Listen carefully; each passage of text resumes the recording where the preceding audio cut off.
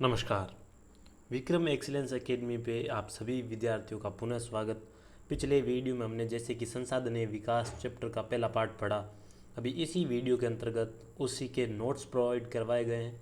तो मैं शुरुआत में थोड़ा सा रिवीजन के लिए रिवीजन कर लेते हैं कि क्या पढ़ा था पिछले पिछले वीडियो में। हमने संसाधनीय विकास में संसाधन क्या होते हैं, संसाधन की परिभाषा पढ़ चुके थे कि संसाधन किसे कहते हैं।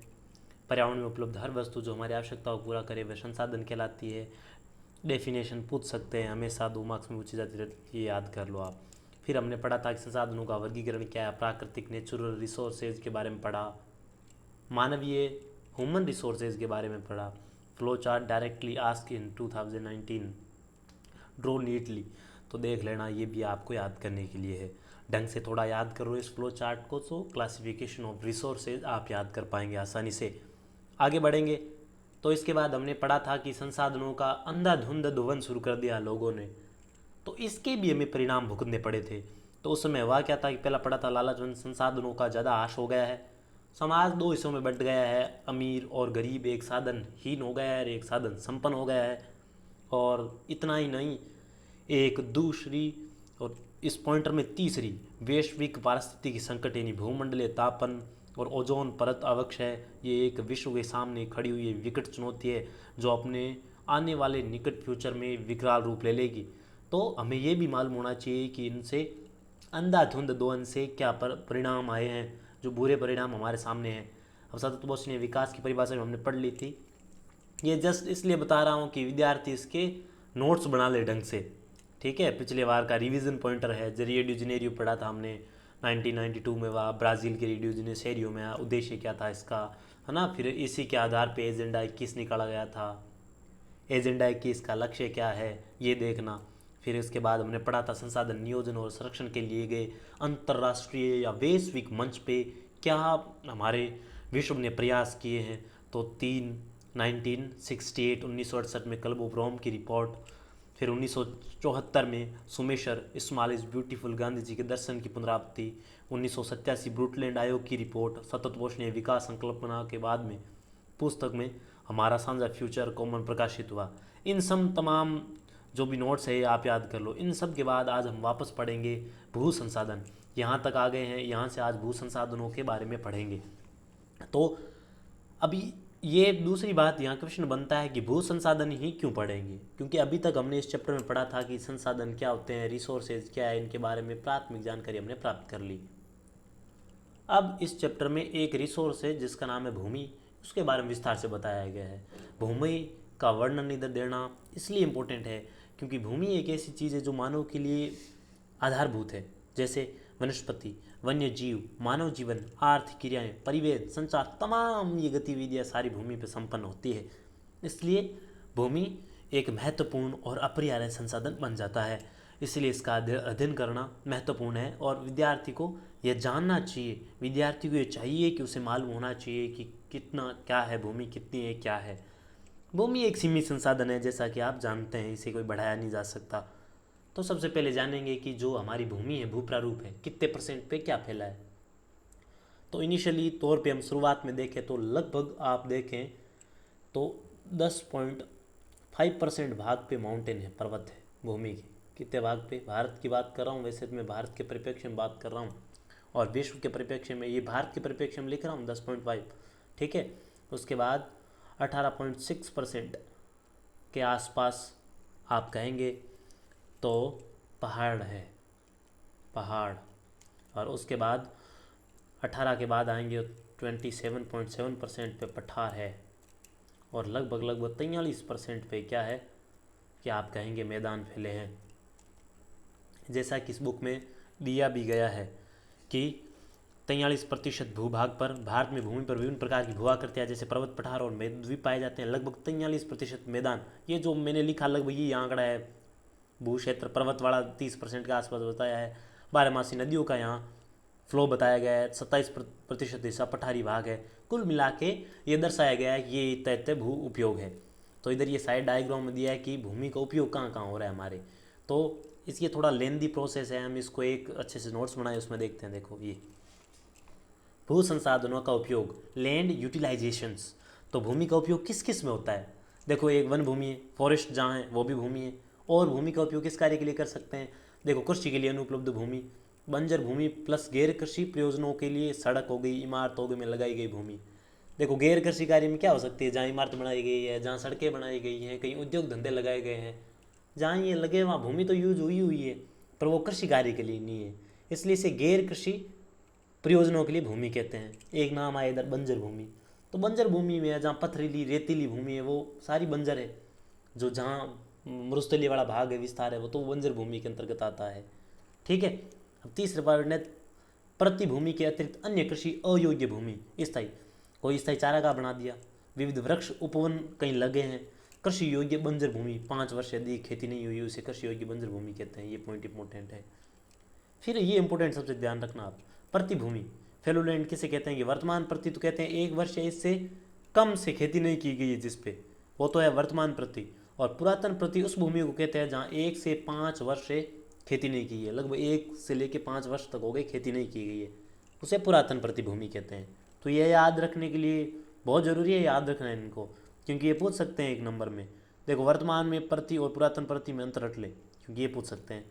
शुद्ध निवल बोया गया क्षेत्र यानी नेट शोन एरिया वह भूमि जिस पर फसलें उगाई और काटी जाती है। शुद्ध निवल बोया गया मतलब कितने % पे भूमि फसलें उगाई गई है उसकी बात कर रहा है, तो इसको थोड़ा सा ध्यान रखेंगे। देखो ये भारत में भू प्रारूप दिया गया है, जिसमें कहा गया है कि भारत का कुल भौगोलिक क्षेत्र 32.8 लाख वर्ग किलोमीटर है, परंतु इसके 93% भाग भूभाग पर कृषि हो पाती है, क्योंकि 93% भूभाग के आंकड़े में पता है, कृषि उतनी नहीं हो पाती है ना। आंकड़े कैसे पता है? क्योंकि पूर्वोत्तर प्रांतों के असम को छोड़कर अन्य प्रांतों के सूची क्षेत्रों के बारे में जानकारी उपलब्ध नहीं है, कि जो 7 सिस्टर के राज्य हैं वहाँ असम को छोड़ के दूसरे के बारे में इतनी जानकारी मालूम नहीं है। चीन अधिकृत जो है, पाकिस्तान अधिकृत जो POK है उसकी बात कर रहा है, चीन अधिकृत जो अक्साई चीन वाला क्षेत्र है वहाँ अभी भी क्या नहीं हुआ है? सर्वेक्षण नहीं हुआ है। अगर मैप में देखें तो भारत का कुछ मैप है, ये POK वाला और ये इधर वाला जो दोनों है, पाक ऑक्यूपाइड कश्मीर और इधर अक्साई चीन वाला पार्ट है, इसके आंकड़े भी हमारे पास नहीं है। तो टोटल मिला के 93% आंकड़े हमारे पास है भूमि के, तो उसी के आधार पे हमने ये बांटा है। फिर आगे इस पैराग्राफ में कहा गया है कि कहाँ कितने %, कि तब भी भारत के कुल सूची क्षेत्र के 54% हिस्से पे खेती होती है। तो कुल मिला के जितना ये आंकड़ा है तो भी फिर भी कितने % हिस्से पे खेती होती है? 54 पे होती है। ऐसा नहीं है कि 93 पे कृषि हो रही है, नहीं, इतने पे होती है। कुछ जगह ऐसी है जहाँ भूमि के लगभग 80% भाग में कृषि होती है, जैसे पंजाब और हरियाणा में 80% भूमि पर कृषि हो रही है। वहीं आप आएंगे अरुणाचल प्रदेश, मिजोरम, मणिपुर, अंडमान पे, वहाँ 10% पे कृषि हो रही है ओनली। तो ये है एक पॉइंट। आगे बढ़ते हैं, अब इसका नोट्स है ढंग से आगे देखना। ये देखो भारत में भू उपयोग प्रारूप डेटा पॉइंट्स के साथ एकदम अच्छे से फ्लो चार्ट बना के दे दिया। देखो इधर क्या दिया है, भारत का कुल भौगोलिक क्षेत्रफल 32,87,263 वर्ग किलोमीटर है, ये पॉइंटर याद रखना है। आंकड़े उपलब्ध कितने हैं? अभी हमने बताया कि 93% के उपलब्ध हैं। किसके उपलब्ध नहीं है? अभी हमने पढ़ा पूर्वोत्तर और पाक ऑक्यूपाइड कश्मीर और अक्साई चीन को छोड़कर। ठीक है। और एक अब देखो राष्ट्रीय वन नीति कब आई थी, ये बड़ा अच्छा क्वेश्चन है। तो 1952 1952 को ध्यान रखना। और राष्ट्रीय वन नीति जब आई तो इसका लक्ष्य क्या था कि 33% वन क्षेत्र आवश्यक है पारिस्थितिक संतुलन के लिए, इकोसिस्टम के बैलेंस के लिए लगभग 33% भूभाग पे वन होनी चाहिए।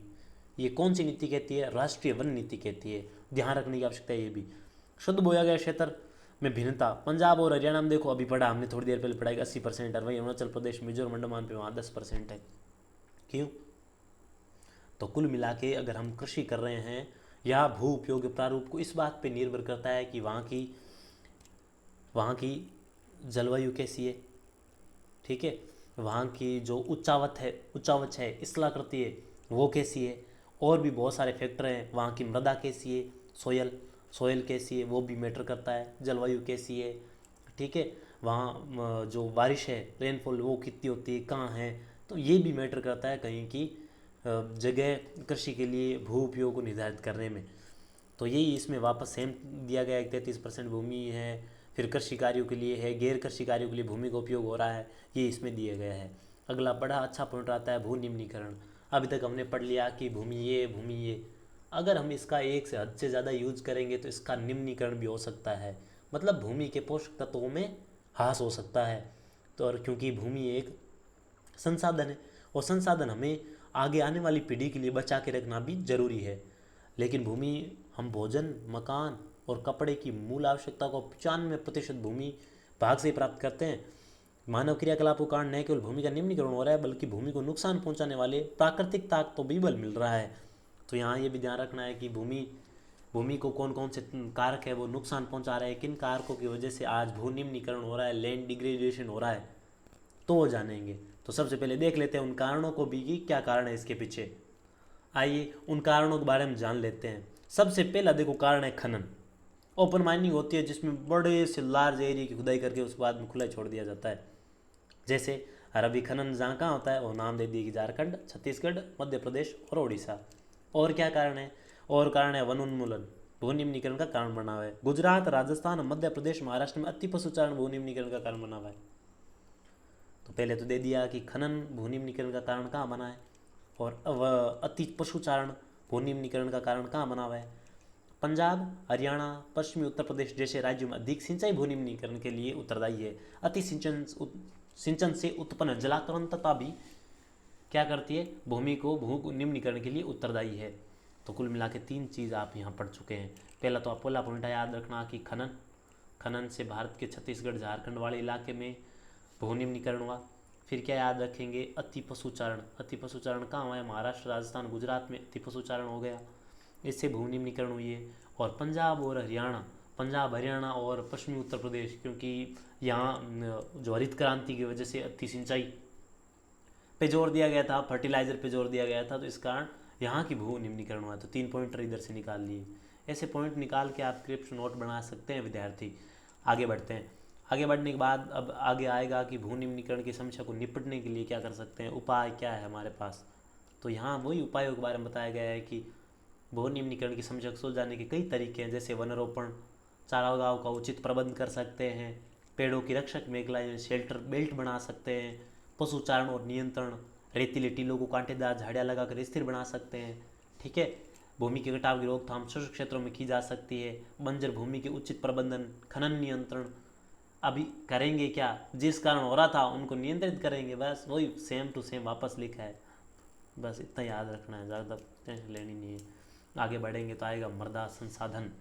अब मृदा संसाधन के बारे में पढ़ने से पहले थोड़ा भू निम्नीकरण के जो मैंने क्रिप्स नोट्स बनाए हैं वो पढ़ लेते हैं। तो वैसे तो हमने पैराग्राफ पढ़ ही लिया, और पैराग्राफ पढ़ने के बाद ऐसे नोट्स बना लिया करो। देखो कितने अच्छे नोट्स हैं, इससे हमें सारी चीज़ें आराम से याद हो जाती है। पहले भू निम्नीकरण के कारण पढ़ लेते हैं। कारण पढ़े हमने पहले कि अति सिंचाई से भू निम्नी, ओवर इरीगेशन से भू निम्नीकरण कहाँ हो रहा है, पंजाब हरियाणा पढ़ा। खनन यानी खुले गड्ढे जो मलबा है उससे भू निम्नीकरण कहाँ हो रहा है, वो भी हमने पढ़ा। इस नोट से आप ऐड कर लेंगे कि छत्तीसगढ़ हो गया, झारखंड हो गया, मध्य प्रदेश हो गया, ओडिशा हो गया, तो इसमें ऐड कर लेना। औद्योगिक धूल यानी चुना पत्थर की पीसने से जल सोखने की क्षमता खत्म हो जाती है। औद्योगिक अपशिष्ट यानी जल और भूमि, ये भी सारे भू निम्नीकरण के कारण हैं। अति सिंचाई जमीन खारी सेलिनिटी हो जाती है, ये भी ध्यान रखना। अभी पढ़ चुके हैं पीछे, ये तो नोट्स है, बस आप एक बार पढ़ने के बाद अपनी कॉपी में, नोटबुक में से उतार लेंगे तो सही रहेगा। अब इसके सॉल्यूशन क्या है, उपाय क्या कर सकते हैं, तो वही मृदा में लवणीयता और क्षारीयता की मात्रा कितनी है वो देखेंगे। फिर देखेंगे वनारोपण और चारागाह को उचित प्रबंधन करेंगे, शेल्टर बेल्ट्स बनाएंगे, खनन नियंत्रण करेंगे। ये अभी पढ़ चुके पीछे, बस नोट्स हैं, आप देख लेना एक बार के लिए। ठीक है। अब अगला टॉपिक आता है मृदा संसाधन। मिट्टी अथवा मृदा सबसे महत्वपूर्ण प्राकृतिक संसाधन है। ये पौधों के विकास का माध्यम है जो पृथ्वी पर विभिन्न प्रकार के जीवों का पोषण करती है। मृदा एक जीवित तंत्र है। कुछ सेंटीमीटर गहरी मृदा बनने में लाखों वर्ष लग जाते हैं। तो अब ये मृदा के बारे में बताया गया है कि बनने में क्या लगता है, इसको मैं सिर्फ नोट्स में दिखा दूंगा आपको देख लेना एक बार के लिए। चलिए नोट्स देखते हैं, पता चल जाएगा। अभी पहले देख लेते हैं। भौतिक गुणों के आधार पर भारत की मृदा को निम्नलिखित प्रकार है, मृदाओं के प्रकारों में बांटा गया है। तो पहले एक बार नोट्स देखें तो पता चल जाएगा। ये देखो, मृदा संसाधन, सोयल एज ए रिसोर्सेज। मृदा सबसे महत्वपूर्ण नवीकरण योग्य रिन्यूएबल संसाधन है। पहला पॉइंट इधर याद रखने की आवश्यकता। कुछ अभी पढ़ा, कुछ सेंटीमीटर मृदा बनने में लाखों वर्ष लगते हैं, ये एक जीवित तंत्र है। तो ये दूसरा पॉइंटर आपको याद रखने की जरूरत है। अब आएगा मृदा बनने के लिए कौन से कारक है। Remember, soil is both renewable and takes million of year to form. मृदा को बनने में हजारों लाखों साल लगते हैं। मृदा बनती किसे हैं, उच्चावच, रिलीफ क्या है, टाइम लगेगा, वेजिटेशन, जलवायु और जनक शैली, पेरेंट रॉक्स, ये सारी मृदा बनने के कारक हैं। ये सब होगा तो मृदा का निर्माण होगा। मृदा क्या है, जैव और अजैव पदार्थ दोनों से बनती है, जैव और अजैव पदार्थ दोनों से बनती है। ये भी याद रखने लायक क्वेश्चन है।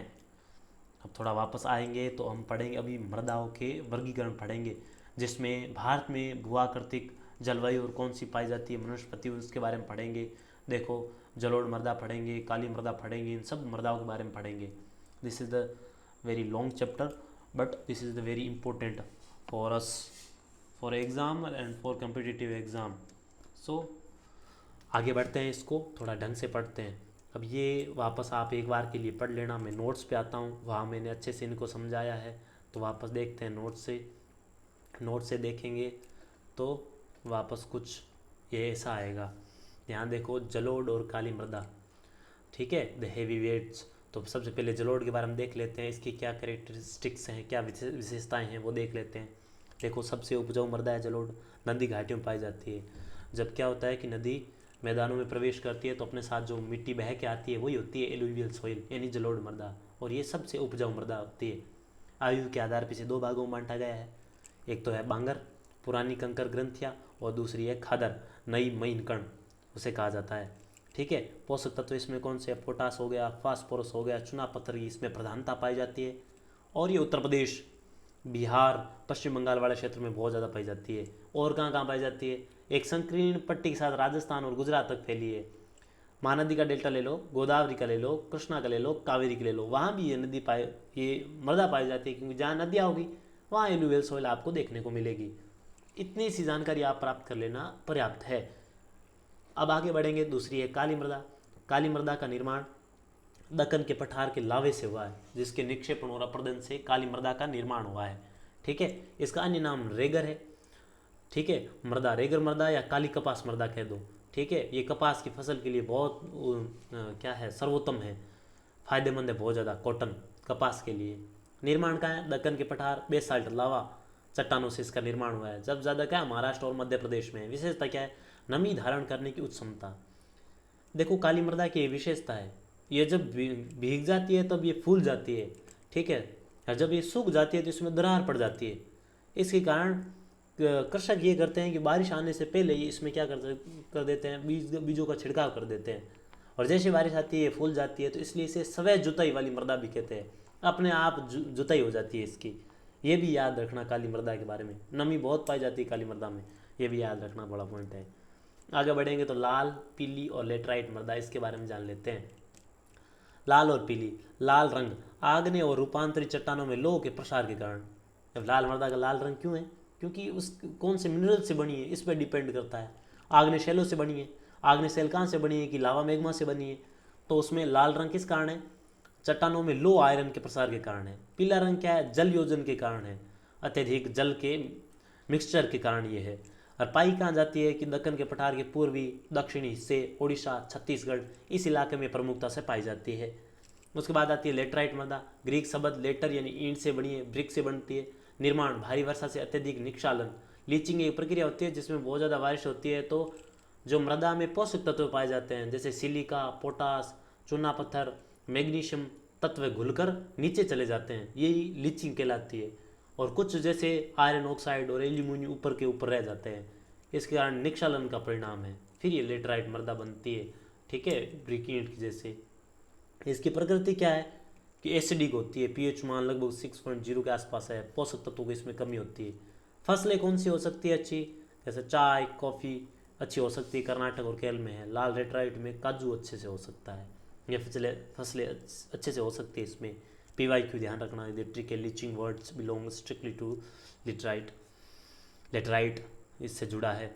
आगे बढ़ेंगे तो अगला टॉपिक आता है मृदा अपर्दन और संरक्षण, क्योंकि हम मृदा के बारे में पढ़ रहे हैं कि ये होता है वो होता है, तो अब इसके अपर्दन भी हो रहा है, इसका संरक्षण नहीं करना जरूरी है, तो ये भी है। वैसे किताब में बड़ा डायग्राम दिया गया है, बहुत लंबी चौड़ी बातें कही गई है, विद्यार्थियों को इतना चाहिए कि एक बार उसको पढ़ने के बाद इसको ढंग से याद कर ले तो अपने आप हमारा काम बन जाएगा। तो हम पढ़ेंगे मृदा अपर्दन किसे कहते हैं। ठीक है, मानवीय कारणों से और प्राकृतिक कारणों से मृदा की जो परत है, ऊपरी परत है, उसका बह जाना मृदा अपर्दन कहलाता है। अब उसमें दिया गया है, अगर आप ध्यान से सुन देखेंगे ना तो मृदा के बारे में भी दिया गया है। ये देखो, मृदा अपर्दन, मृदा के कटाव और उसके बहाव की प्रक्रिया को मृदा अपर्दन कहा जाता है। मृदा बनने और अपर्दन की क्रिया आमतौर पर साथ साथ चलती है और दोनों में संतुलन होता है, परंतु मानवीय क्रियाएं जैसे वनोन्मूलन हो गया, अति पशुचारण हो गया, निर्माण, खनन इत्यादि कई बार यह संतुलन भंग हो जाता है तथा प्राकृतिक तत्व जैसे पवन, हिमनदी और जल मृदा अपर्दन करते हैं। अभी बहता जल मृत्तिका युक्त मृदाओं को काटते हुए गहरी वाहिकाएं बनाता है जिसे अवनलिका कहते हैं। ठीक है, बहता जल है, ये देखो अवनलिका साइड डायग्राम में दिया गया है, तो इसे अवनलिका कहते हैं। ऐसी भूमि जोतनी योग्य नहीं रहती, इसे उत्खनात भूमि कहते हैं, बेडलैंड कहते हैं ना, बेडलैंड कहते हैं, इसको ध्यान रखना। क्वेश्चन, चंबल बेसिन में ऐसी भूमि को खड्ड भूमि कहा जाता है, ये भी ध्यान रखना, चंबल बेसिन में ऐसी भूमि को खड्ड कहा जाता है। ठीक है, और अप्रदन के प्रकार क्या है कि कई बार जल विस्तृत क्षेत्र को ढके हुए ढाल के नीचे, मतलब कुल मिला के ऐसा कोई ढलान वाला एरिया होता है, ज़्यादा बारिश होती है यहाँ से, तो यहाँ से पानी बह जाता है, तो यहाँ की मृदा है जो ऊपर वाली ये साइड में बह जाती है, एक जगह दूसरी जगह चली जाती है, तो ये कहलाता है ना, तो शीट इरोजन बोला जाता है, चादर अप्रदन बोला जाता है, ये भी याद रखने के लिए आवश्यकता है। ठीक है, आगे बढ़ेंगे, वो यूज डायग्राम में दिया है, थोड़ा ध्यान से देखेंगे। तो ये देखो, उत्खनात भूमि अवनलिका अप्रदन क्या है, बहता जल से गहरी खाया बनती है, चंबल बेसिन बेडलैंड है बहुत ज़्यादा, ये याद रखने वाला पॉइंट है। और चादर अप्रदन क्या है कि जल विस्तृत ढाल के साथ नीचे बह जाता है, ऊपरी मृदा बह जाती है, ये चादर अप्रदन है। पवन अप्रदन नाम ही पड़ा है, हवा द्वारा मृदाओं का उड़ाना, ये रेगिस्तान इलाकों में सबसे ज़्यादा अप्रदन इसी कारण होता है। हवा एक जगह से दूसरी जगह धोरों को शिफ्ट कर देती है, टीले के टीले एक जगह से दूसरी जगह मिलेंगे आपको देखने के लिए। तो ये 3 अप्रदन के प्रकार है कि अवनलिका अप्रदन किसे कहते हैं, सीट इरोजन किसे कहते हैं यानी चादर अप्रदन, पवन अप्रदन किसे कहते हैं। अब हमने अप्रदन तो बहुत पढ़ लिया कि इरोजन कैसे होता है, अब हम पढ़ेंगे कि संरक्षण कैसे कर सकते हैं, समाधान क्या है, क्योंकि कहीं ना कहीं तो समाधान के लिए बढ़ना ही पड़ेगा हमें, तो इसके समाधान भी है। समझ जुताई, ढाल के साथ जुताई, जो ये अवनलिका अप्रदन अनुसार समझ जुताई कर सकते हैं, मतलब ढाल है ऐसी और उसके अनुसार ऐसे ऐसे जुताई कर सकते हैं हम। सीढ़ीदार खेती करना पश्चिमी और मध्य हिमालय में से होती है, जो ढालान वाला इलाका वहाँ सीढ़ियाँ बना के कृषि करते हैं, टेरेस फार्मिंग। ठीक है, पट्टियों में खेती, फसलों के बीच घास, मतलब स्ट्रीप क्रॉपिंग बना देते हैं, बीच में घास फिर कृषि, बीच में घास फिर कृषि। और फिर और क्या बना सकते हैं, रक्षक मेखला, शेल्टर बेल्ट्स बना सकते हैं, पेड़ों की कतार लगा देते हैं साइड से, जिससे क्या टीलों का जो भी है वो प्रसार कम हो जाता है। ठीक है, इसके बाद ये लगभग चैप्टर एंड हो चुका है। इसके अंतर्गत सेम ही वही दिए, इसे समझ जुताई किसे कहते हैं, पट्टी कृषि, इंडस्ट्री फार्मिंग, शेल्टर मेखला बना के जो भी हम कर सकते हैं, मध्य हिमालय में सोपान या सीढ़ीदार कृषि, जो अभी मैंने बोला है, जो इस नोट्स में तुम्हें दिखाई जाता है, ये देखो कृष्ण नोट्स है अच्छे से, इनके अंतर्गत सब कवर्ड है। विद्यार्थी को चाहिए कि एक बार थोड़ा ढंग से पढ़ा और इनको देखा, पढ़ के थोड़ी समझ अच्छी बना के इनको एक बार देखने के लिए सब कुछ आपके दिमाग में छप जाएगा अपने आप ही। वापस इसको ना तो रीड करने की ज़रूरत है, जब एग्ज़ाम आए तब एक बार के रीड कर लेना, और एक ब्लैंक कागज़ और पेपर लेके बैठे कि आप अपनी क्षमताओं का विकास हुआ कि नहीं हुआ, लिखना शुरू करिए आप, है ना, बिना देखे लिखना शुरू करिए, जितना याद आता है अच्छी बात है, नहीं याद आता है फिर पढ़िए फिर लिखिए, इससे दिमाग की क्षमताएं बढ़ती है और आपके याद करने की कैपेबिलिटी बढ़ती है। धन्यवाद।